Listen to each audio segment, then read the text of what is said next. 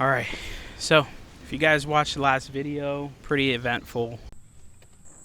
It's kind of weird. Some of the bolts on this car are kind of Subaru specific, and it's really hard to find unless you go through the dealer, so it takes time. Thankfully, eBay is a great resource. Hopefully today we don't find any more surprises on this car.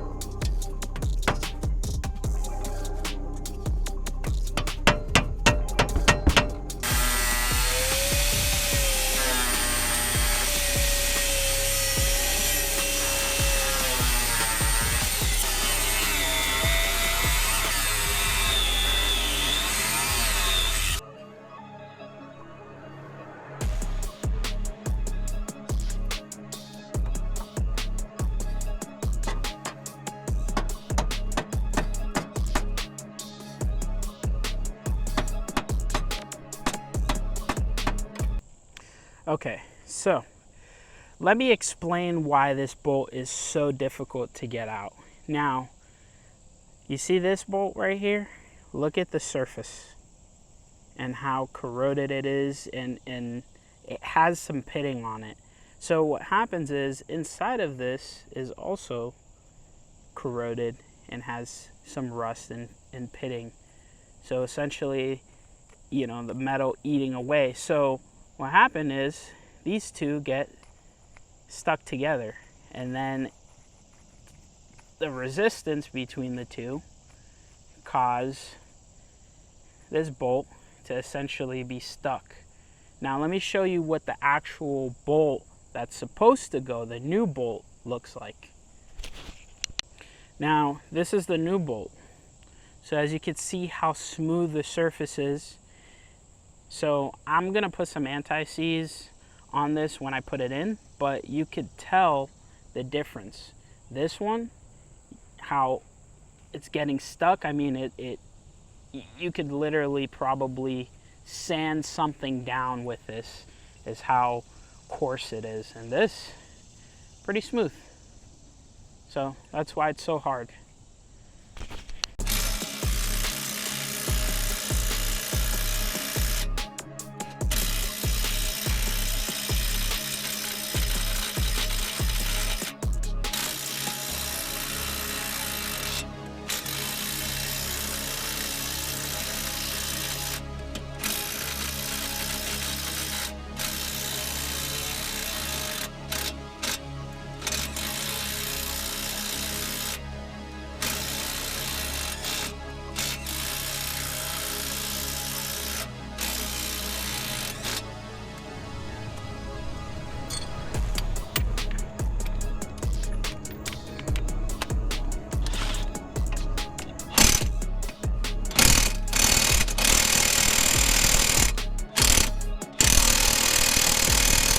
it would not be a install if something definitely didn't go wrong. So on the last bolt that I had to take out in order to get the wheel bearing off, it rounded and it seized. So I'm gonna try notching it with the grinder, see if I can hammer it loose. That's pretty much the last resort. If I can't get it off, I'll have to order a new wheel bearing, and then it further sets this back. This last bolt, the bolt is still seized, but the nut came off relatively easy. So I'm gonna totally experiment with this and see what I can do. Try to save the wheel bearing. If not, no big deal. Should be an easy swap anyways, but again, things happen.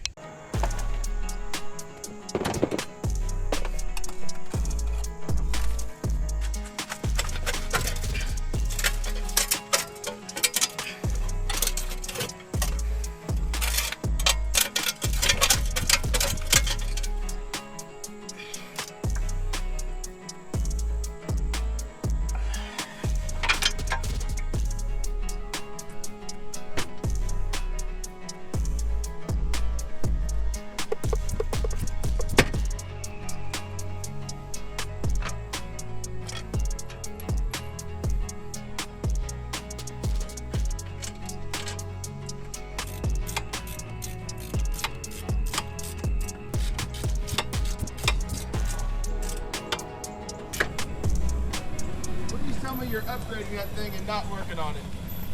Working on it. Oh, I've been seeing that day in and day out. Now that you got the patience of a saint.